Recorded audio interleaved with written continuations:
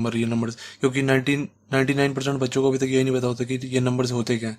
तो मैं पूरा बेसिक से स्टार्ट करूँगा ताकि सबको समझ आए। तो सबसे पहले देखते हैं नेचुरल नंबर क्या है। पूरे बेसिक से स्टार्ट करेंगे और पूरा चैप्टर जल्दी से जल्दी ख़त्म कर देंगे। नेचुरल नंबर्स, नेचुरल नंबर्स क्या होते हैं? जो 1 से स्टार्ट होते हैं, 1 2 3 4 और इन्फिनिटी तक जाते रहते हैं। जो 1 से स्टार्ट होते हैं वो नेचुरल नंबर होते हैं। होल नंबर्स क्या होते हैं? होल नंबर्स होते हैं 0 से स्टार्ट होते हैं, जो 0 1 2 3 4 5 जाते रहेंगे, ठीक है, इन्फिनिटी तक 0 से स्टार्ट होते हैं होल नंबर। ये चीज़ मुझे याद रखनी। नेचुरल नंबर 1 से, होल नंबर 0 से स्टार्ट होते हैं। देन देखते हैं रैशनल नंबर्स। रैशनल नंबर क्या होते हैं हमारे? रैशनल नंबर्स वो नंबर होते हैं जिन नंबर्स को हम पी वाई क्यू की फॉर्म में लिख दें, मतलब डिवाइड की फॉर्म में। जैसे होता है हमारा 1/2, ये हमारा पी वाई क्यू की फॉर्म में, पी बाई क्यू की फॉर्म में, तो इसको हम कहेंगे रैशनल नंबर। ऐसे ही हमारा होता है जैसे 3/5, ऐसे ही 7/3। जितने भी नंबर जिसको हम डिवाइड में लिख सकें वो हमारे रैशनल नंबर्स होते हैं। अब हमारा ये 1 2 3 ये सब भी रैशनल नंबर है। ये हमारे रैशनल नंबर क्यों है? क्योंकि देखो, जैसे हमने लिया 2 को हम 2/1 भी लिख सकते हैं, 2/1 भी 2 होता है, तो ये हमारा रैशनल नहीं हुआ, क्योंकि 2 को हम 2/1 लिख सकते हैं। 2/1 हमने अगर किसी को लिख दिया, पी बाई क्यू की फॉर्म में आ गया। ये पी बाई क्यू की फॉर्म में जैसे ही आ गया वो हमारा रैशनल नंबर हो गया। जो भी नंबर हम पी बाई क्यू की फॉर्म में लिख पाए वो रैशनल नंबर होते हैं। ओके, अब इर्रेशनल नंबर क्या होते हैं? इर्रेशनल नंबर्स वो होते हैं जिनको हम पी बाई क्यू की फॉर्म में नहीं लिख सकते। उनको हम कहते हैं इरेशनल नंबर। जैसे होता है हमारा √3, फॉर एग्जांपल √3 ले लो। √3 को क्यों नहीं लिख सकते? अब आप कई बच्चे कहेंगे क्योंकि √3 को क्यों नहीं हम पी बाई क्यू की फॉर्म में लिख सकते? √3 के नीचे हम 1 लगा देते हैं, तो ये हो गया रैशनल नंबर हो गया। नहीं, क्योंकि √3 हमारा ऊपर वाली टर्म ही जब इरेशनल है, क्योंकि देखो √3 को हम असली में ओरिजिनलिटी में क्या लिखते हैं? 1.732 ऐसे चलता रहता है। हमें पता नहीं है कि कहाँ ख़त्म हो रहा है। जब भी किसी चीज़ का पता नहीं होता ना कि कहाँ ख़त्म होगा, कितना है ये, तो वो इरेशनल ही होता है।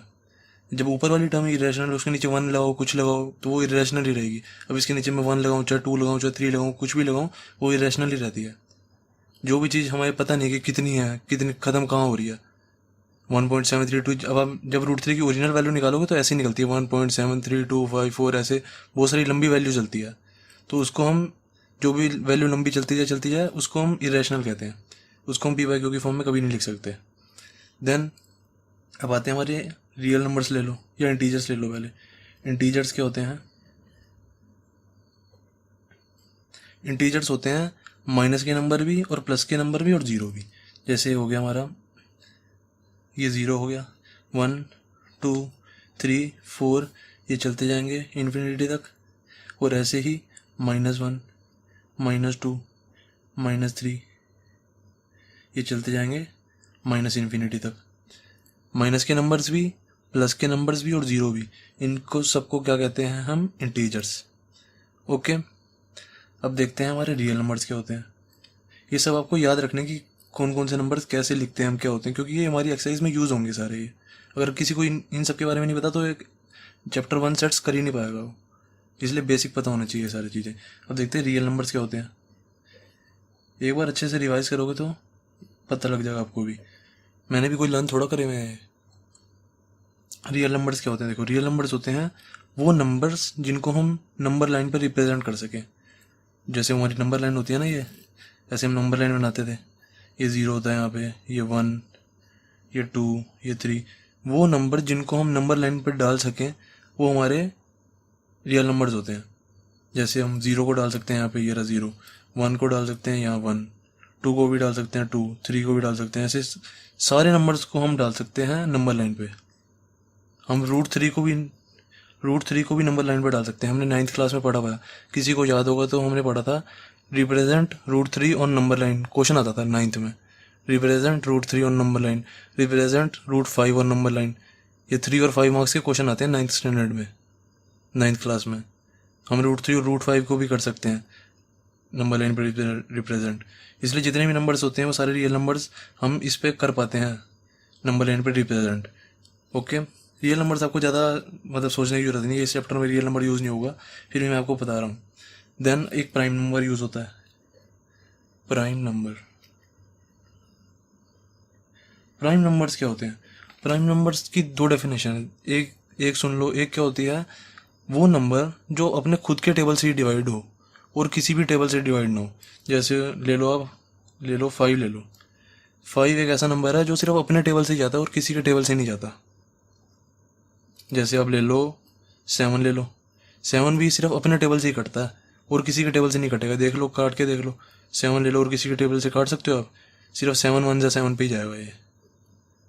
ठीक है, ऐसे आप ले लो 11 ले लो, 13 ले लो, 17 ले लो।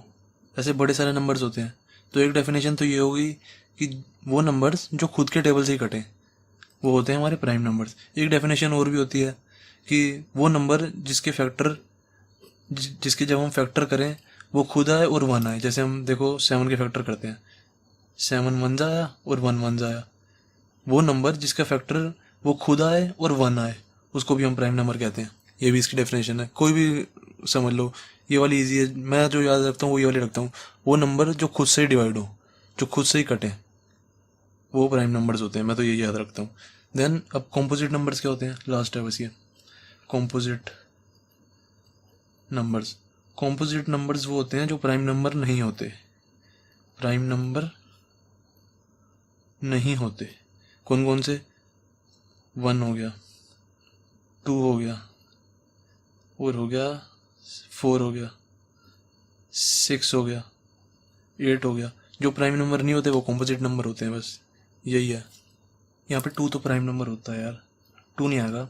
2 होता है हमारा प्राइम नंबर, क्योंकि 2 जो होता है वो खुद के टेबल से ही करता है। अब देखो 1 मैंने यहाँ पे जान के लिखा है।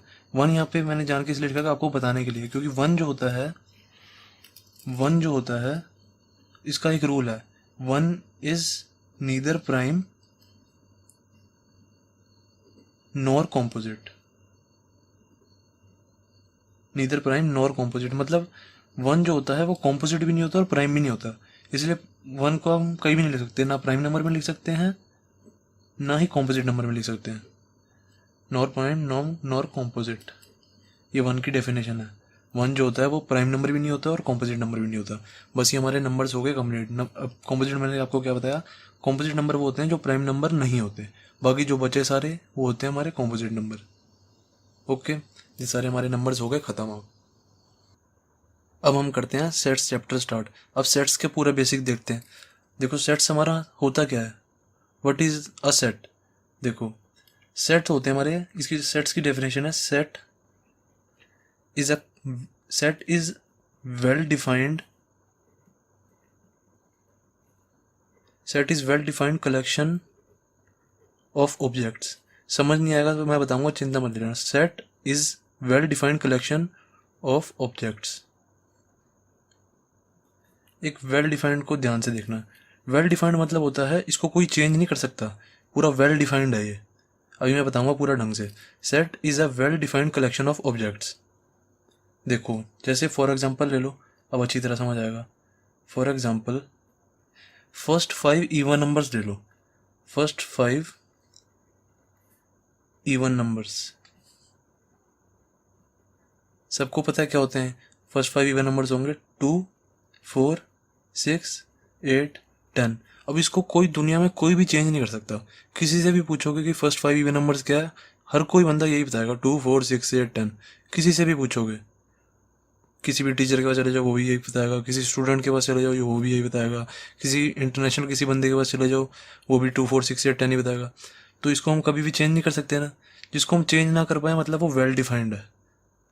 अब कलेक्शन मतलब बहुत सारे, कलेक्शन ऑफ ऑब्जेक्ट्स में कुछ भी आ सकते हैं, नंबर वगैरह कुछ भी। तो ये हमारी कलेक्शन हो गई, तो इसको हम कहेंगे well defined collection of objects. तो ये क्या हो गया? हमारा सेट हो गया एक तरह का। अब ऐसे ही एक और एग्जांपल ले लो। फर्स्ट 5 नेचुरल नंबर कह लो, फर्स्ट 5 कह लो या 4 कह लो, फर्स्ट 4 नेचुरल नंबर, कुछ भी कह सकते हो। First 4 natural numbers. अब नेचुरल नंबर्स क्या होते हैं? जो 1 से स्टार्ट होते हैं। तो 1 2 3 4, 1 2 3 4 हमारे 4 नेचुरल नंबर हो गए। अब दुनिया में कहीं भी जाओगे उससे पूछोगे 4 नेचुरल नंबर, हमारे फर्स्ट 4 नेचुरल नंबर्स क्या हैं, तो हर कोई बंदा ये बताएगा 1 2 3 4, हर कोई बंदा। तो ये भी हमारा एक वेल डिफाइंड हो गया, वेल डिफाइंड कलेक्शन होगी एक तरह की। अब ऐसे ही कोई आपको पूछेगा कि बताओ हमारे वॉवल्स क्या होते हैं, वॉवल्स, अब जिससे भी पूछोगे वॉवल्स, वो हर कोई बंदा ये बताएगा ए ई आई ओ और यू, यही 5 बताएगा हर कोई बंदा। तो जिससे भी पूछोगे, कहीं भी जाके पूछोगे, वो यही बताएगा वॉवल्स। तो ये भी हमारी एक तरह की वेल डिफाइंड होगी, मतलब इसको कोई चेंज नहीं कर सकता, ये पूरा वेल डिफाइंड है। तो ये भी हमारा एक सेट हो गया। अब देखो सेट को हम लिखते कैसे हैं। अब देखो सबसे पहले मैंने आपको ये तो बता दिया कि वेल डिफाइंड क्या होता है। अब नॉट वेल डिफाइंड क्या होगा, जो वेल डिफाइंड नहीं है, देखो उसका भी एग्जांपल ले लो। नॉट वेल डिफाइंड, जैसे मैंने आपको ये तो बता दिया ना कि वेल डिफाइंड क्या है। First 5 even numbers well defined है, फर्स्ट 4 नेचुरल नंबर या फर्स्ट 10 नेचुरल नंबर्स ये भी वेल डिफाइंड है। अब नॉट वेल डिफाइंड क्या होगा, किसी के दिमाग में ये भी प्रॉब्लम आएगी। अब नॉट वेल डिफाइंड होगा, जैसे मैंने आपको बोला कि बेस्ट 3 प्लेयर्स ऑफ इंडिया बताओ, बेस्ट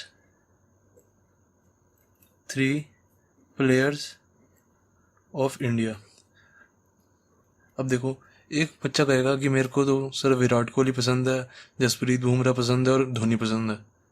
एक बच्चा ये कहेगा, एक बच्चा कहेगा मुझे तो रोहित शर्मा पसंद है, शिखर धवन पसंद है और विराट कोहली पसंद है।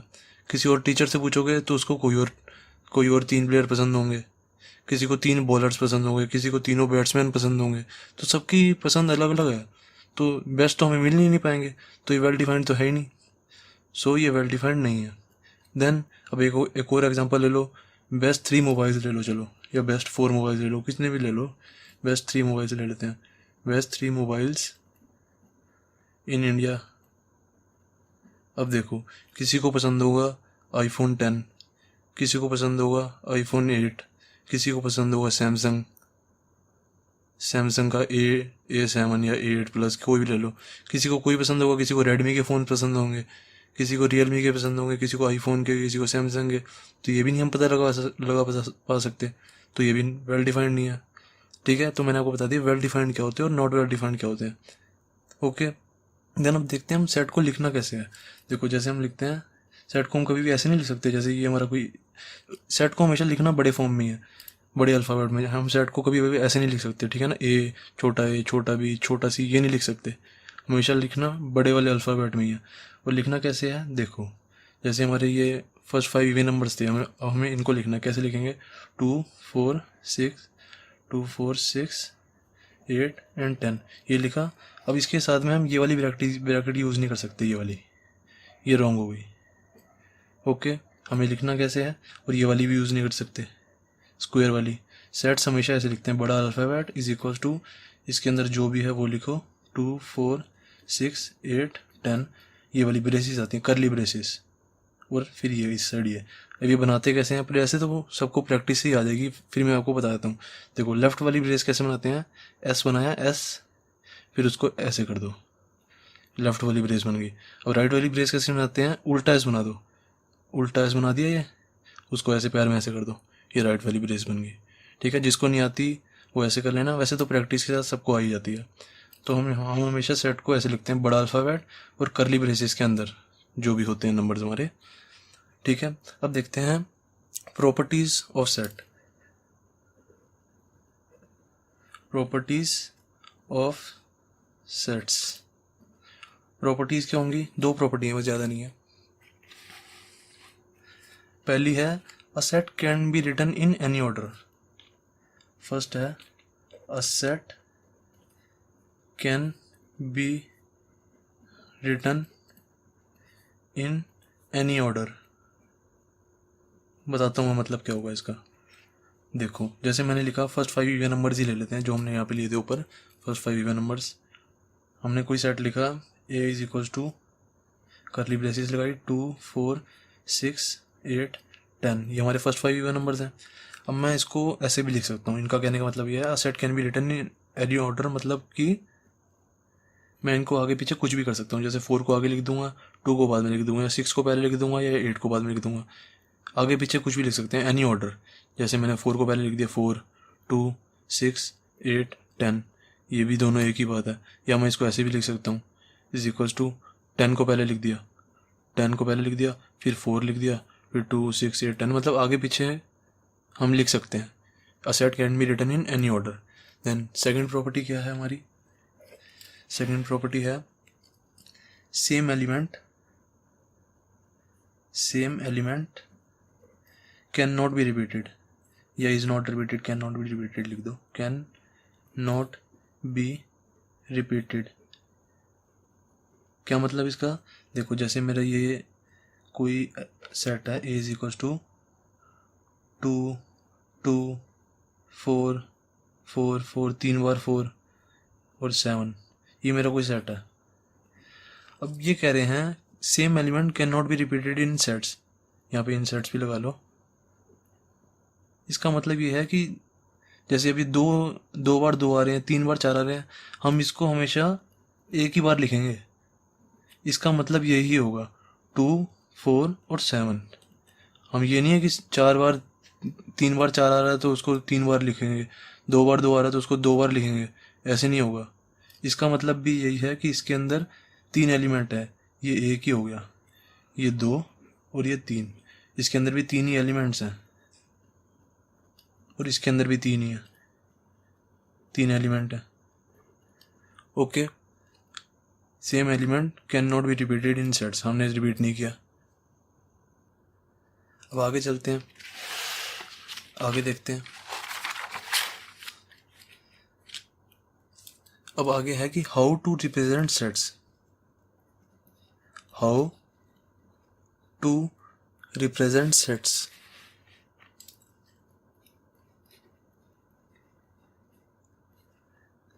सेट्स को हम 2 फॉर्म में लिख सकते हैं। पहली फॉर्म होती है रोस्टर फॉर्म,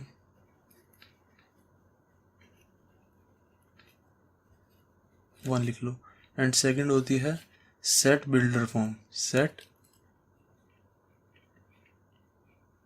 बिल्डर फॉर्म।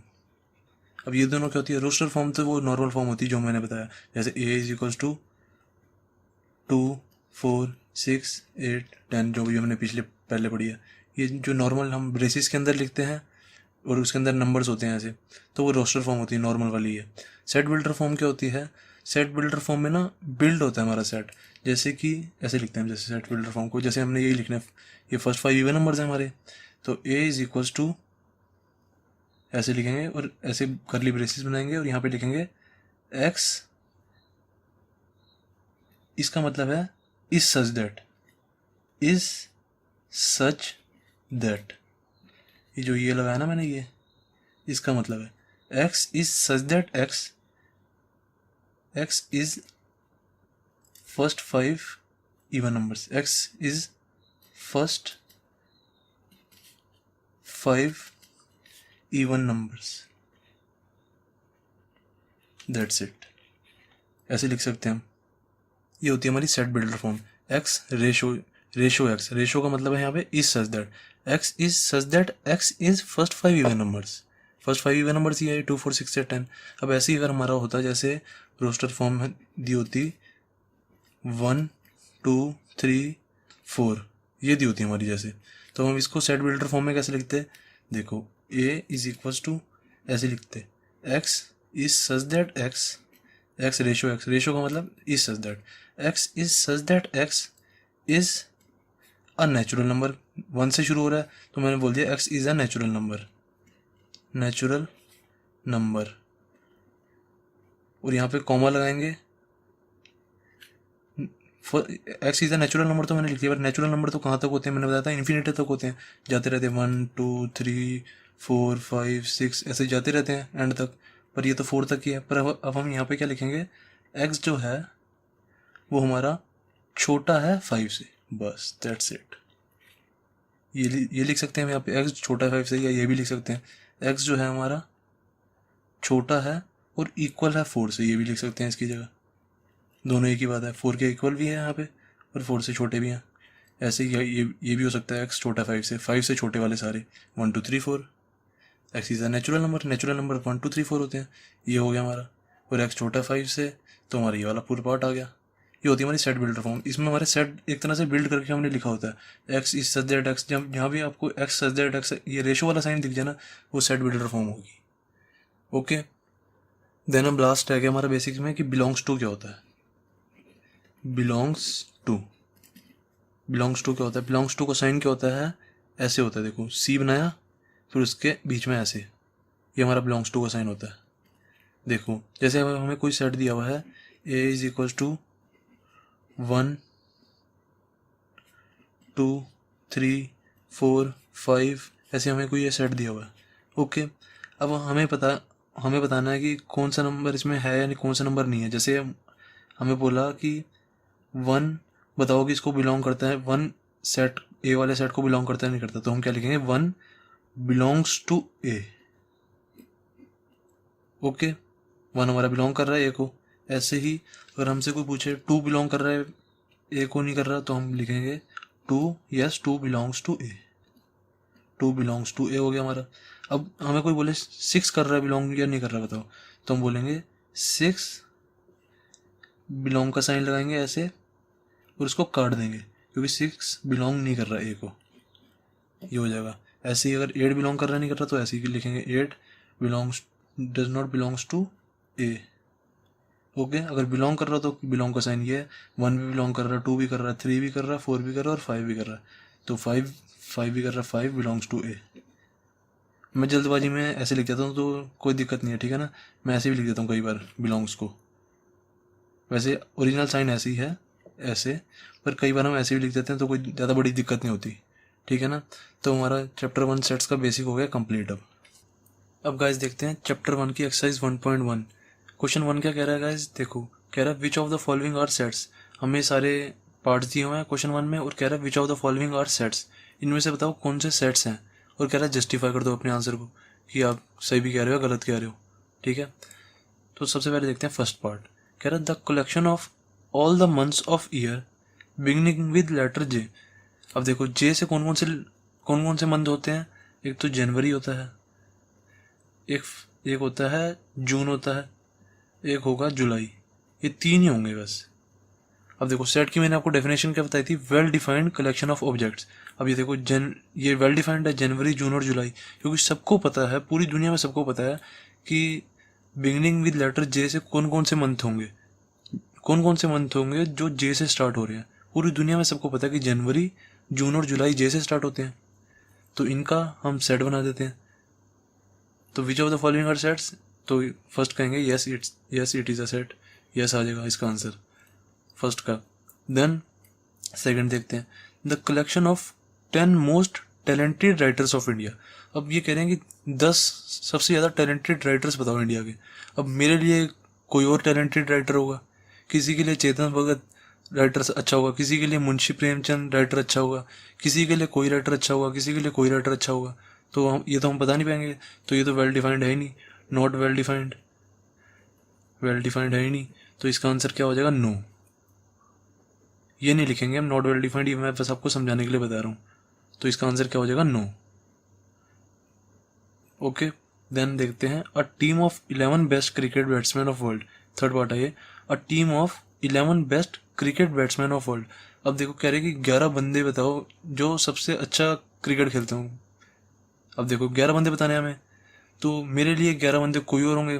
मेरे लिए विराट कोहली, धोनी, हार्दिक पांड्या, जसप्रीत बुमराह, भुवनेश्वर, मेरे लिए 11 बंदे अलग होंगे। और किसी और के लिए बाहर किसी से पूछोगे, ऑस्ट्रेलिया में किसी से पूछोगे, तो उनके लिए 11 बंदे कोई और होंगे। वो स्टीव स्मिथ बताएंगे, डेविड वार्नर बताएंगे, वो कोई और बताएंगे। अब किसी साउथ अफ्रीका में जाओगे उनसे पूछोगे तो उनके लिए 11 बंदे कोई और होंगे बेस्ट क्रिकेट बैट्समैन। तो इसका भी आंसर नो हो गया, ये तो वेल डिफाइंड है ही नहीं। वेल डिफाइंड हो तो हमारा सेट होगा वो। अब फोर्थ पार्ट देखते हैं the collection of all boys in your class. अब देखो जैसे मेरी क्लास में 30 बच्चे हैं, 14 बॉयज़ हैं और 16 गर्ल्स हैं। अब मेरी क्लास में मैंने पूछा कि बताओ भाई हमारी क्लास में बॉयज़ कितने हैं। मैंने अपनी क्लास में पूछा कि हमारी क्लास में बॉयज़ कितने हैं, तो सब बच्चे बताएंगे 14 बॉयज़ हैं, क्योंकि सबको पता है कि हमारी क्लास में 14 बॉयज़ हैं। और मैं अगर पूछूंगा कि हमारी क्लास में बताओ गर्ल्स कितनी हैं, तो सब बताएंगे 16 गर्ल्स हैं। ये भी वेल डिफाइंड है। अब ऐसे ही ये हो गया the collection of all boys in your class. मेरी क्लास में कौन कौन से बॉयज़ हैं, रोहित, सोहित, राम, श्याम, ऐसे 14 बॉयज़ हैं, सबके नाम लिख देंगे। तो यस, ये सेट है। सबको पता है कि मेरी क्लास में 14 बॉयज़ हैं, 14 बॉयज़ के नाम बता देंगे मेरी क्लास के बच्चे। ओके, तो yes, it is a set. Then 5th part देखते हैं, the collection of all natural numbers less than 100। अब मैंने क्या बताया था आपको, नेचुरल नंबर 1 से स्टार्ट होते हैं, तो इसका भी एक सेट बन जाएगा 1। Collection of all natural number less than 100 से पहले वाले नेचुरल नंबर 1 2 3 4, ऐसे ये जाते रहेंगे, कहाँ तक चले जाएंगे, 99 तक। लेस देन 100 कह रहा है ना, तो ये 99 तक जाएंगे। अब पूरी दुनिया में किसी से भी पूछोगे, कहीं भी जाके पूछोगे, उनसे पूछोगे ना कि बताओ भाई collection of natural number less than 100, हर बंदा यही बताएगा 1 से लेकर 99 तक। सबको पता है कि 1 से लेकर 99 तक लेस देन 100 नेचुरल नंबर्स हो गए। नेचुरल नंबर स्टार्ट कहाँ से होते हैं, 1 से, तो 1 से लिखेगा। तो यस, ये भी नेचुरल नंबर है। हमने जस्टिफाई भी कर दिया अपने आंसर को। ओके, ऐसे ही आप यहाँ पे भी जस्टिफिकेशन लिख देना। जो चीज़ मैंने हिंदी में बोली है वो चीज़ आपको इंग्लिश में जस्टिफिकेशन में लिखनी है। जैसे यहाँ पे 11 बेस्ट क्रिकेट बैट्समैन में जस्टिफिकेशन क्या दोगे, because everyone has different best cricket batsman, so it is not well defined. ये जस्टिफिकेशन होगी इसकी। ऐसे इसकी जस्टिफिकेशन हो जाएगी। जो मैंने हिंदी में बोला वही आपको इंग्लिश में यहाँ पे जस्टिफिकेशन में लिखना है। जैसे ये तो यस आ गया क्योंकि इसमें कलेक्शन मैंने बता दिया। नो कहाँ पे आया, ये भाई यहाँ पे नो आया। The collection of 10 most talented writers of India. अब यहाँ पे भी यही लिखेंगे, because every one has different talented writers in his or her mind, so it is not well defined collections, hence it is not a set. अब ऐसे ही देखो, justification जो मैंने हिंदी में बोला ना वो आपको इंग्लिश में वैसे ही बना के लिख देना है। बस ये हो गया। देन देखते हैं 6th पार्ट, या इतने भी लिखोगे तो भी सही है, कोई दिक्कत नहीं है। 6th part, the collection of novels written by writer Munshi Premchand. अब देखो ये कह रहे हैं कि एक राइटर है मुंशी प्रेमचंद, उसकी बताओ कि कलेक्शन ऑफ नॉवेल्स क्या क्या। अब सबको पता होंगे कि मुंशी प्रेमचंद ने क्या क्या लिखे हैं। अगर किसी को नहीं पता तो वो गूगल पे सर्च कर लेगा कि मुंशी प्रेमचंद ने ये राइटर लिखे हैं, ये मतलब नॉवल लिखे हैं। ये एक वेल डिफाइंड सेट है। क्यों? क्योंकि मुंशी प्रेमचंद ने कुछ नॉवेल्स ही तो लिखे होंगे, 3 4 5 6 7 8, गूगल पर डालो आ जाएंगे। जैसे उन्होंने एक नॉवल लिखा ABC, उन्होंने एक नॉवल लिखा XYZ, ये हमें पता है उन्होंने 6 7 कुछ नॉवेल्स लिखे होंगे, उनका सेट बना देंगे। ये एक वेल डिफाइंड है। तो 6th भी यस है इसका आंसर। देन देखते हैं 7th में क्या है, the collection of all even integers. अब ये तो बहुत ईजी है, ये तो साफ हमें देखते ही पता लग रहा है कि ये एक वेल डिफाइंड है। देखो इवन इंटीजर्स क्या होंगे, इंटीजर्स क्या होते हैं, माइनस, मैंने आपको बेसिक में बताया था कि -1